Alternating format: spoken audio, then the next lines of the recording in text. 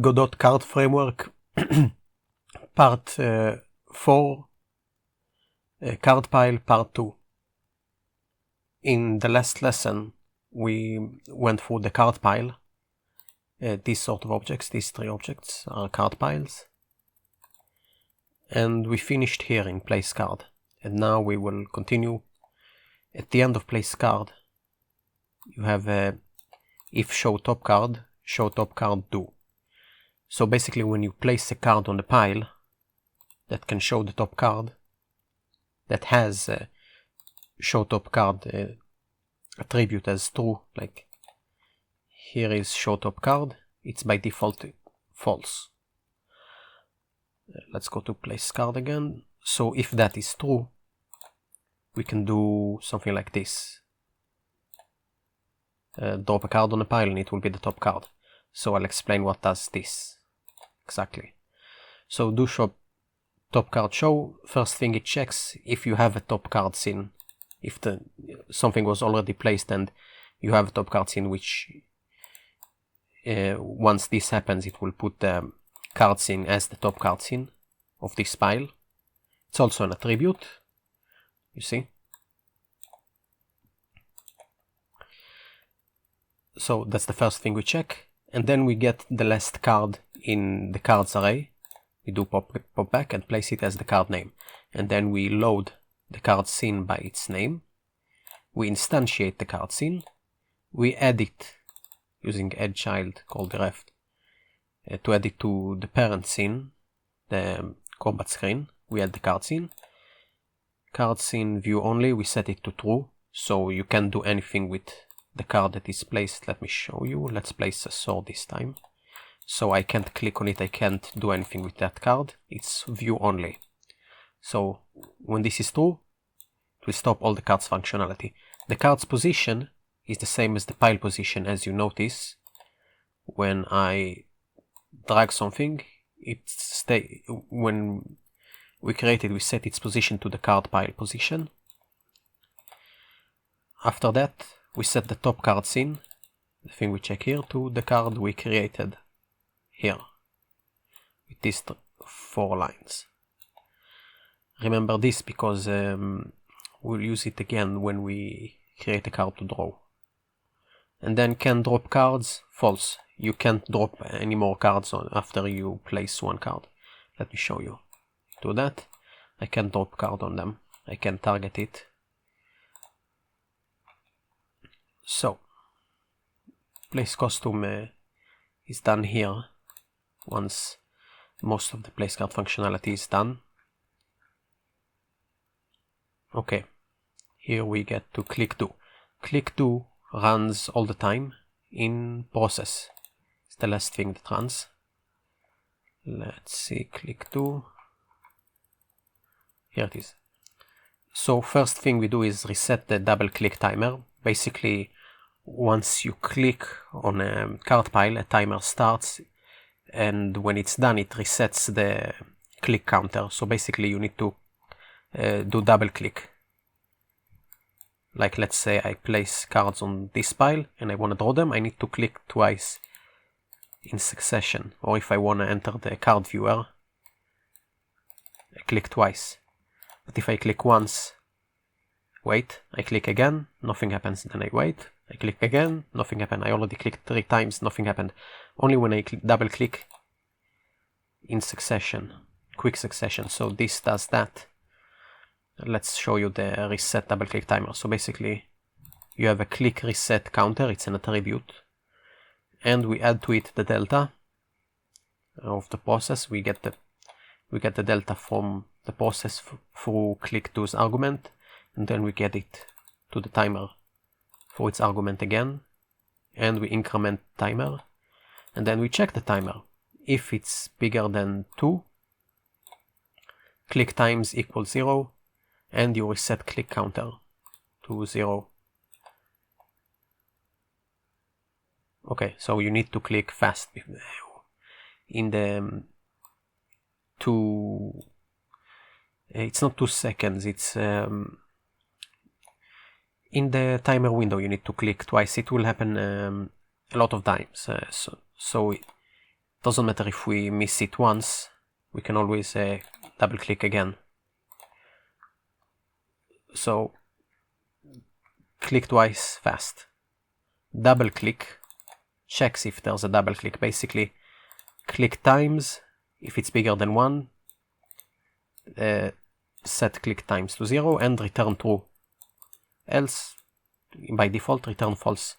Click times is at the bottom in input, in the event, mouse button event. If you release the left mouse, I think it's any mouse button, let's check. Nope, only the left mouse button.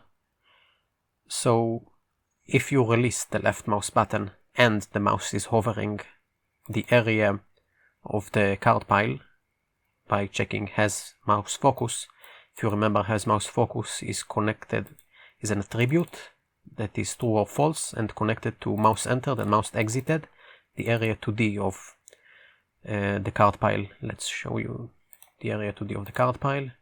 It's this thing. So once you click the card pile, it sets the clicked attribute to true and click times gets incremented. For any other occasion, clicked is false. We don't reset the click times here, we reset it in the reset double click timer. Okay, next. So when you click a pile in click 2, I added 2 custom events as an example: open card viewer and draw card to hand. So click to action is another attribute. As you can see at the top, click to action by default is draw card to hand. So if it's open card viewer and you double clicked it, if there is a card viewer, you need to, let me show you, set the card viewer's path. Basically, let's select the card pile.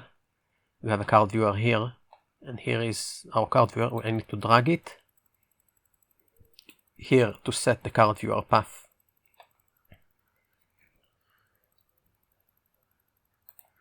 So this here checks if you have a card viewer at all.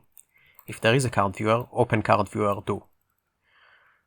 Open card viewer do is very simple. Make the card viewer visible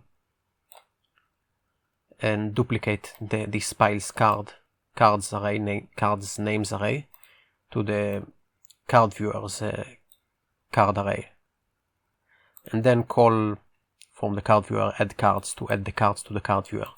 Let's say I drop 2 cards on this pile, and it will open the card viewer once I double clicked it, and it added the card pile's cards to the card viewer. So that's that. And here, if the click to action when you double click is draw card into hand, draw top card to hand. It will basically draw the last card in the cards array into hand. First thing, we check if there are any cards at all. If there isn't, return, exit the function, and then we get the last card's name.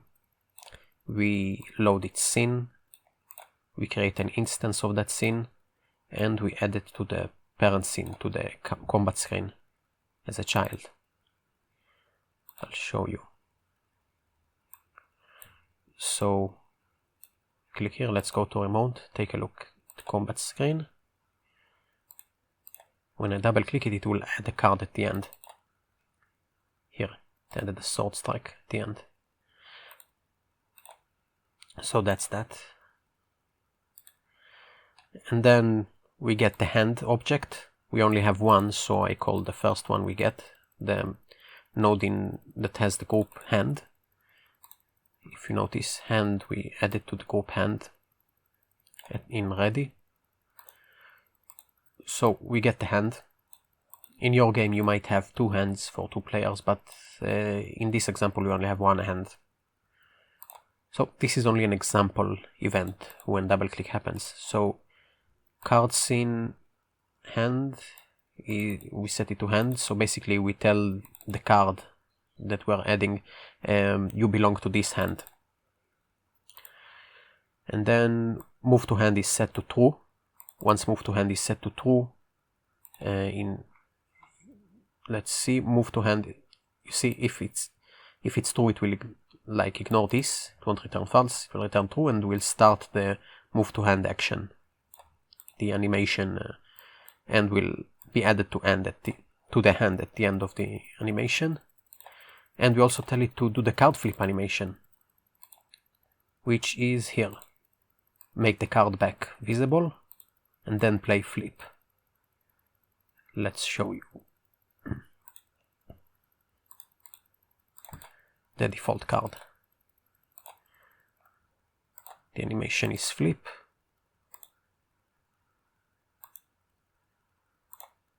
Okay.